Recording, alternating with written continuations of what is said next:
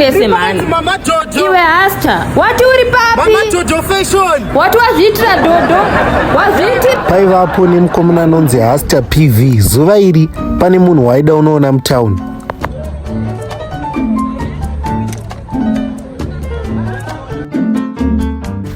Mukomana uyu akatenga mabhanana, but ingori problem yekuti akakangana kubhadhara, but mari anayo.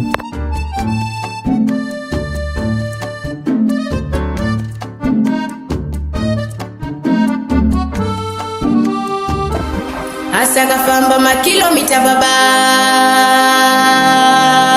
Blow your praise, blow your praise, blow your praise. Hello. Jindi na iPhone 13. Uri papi? Pakanzi Mama Jojo.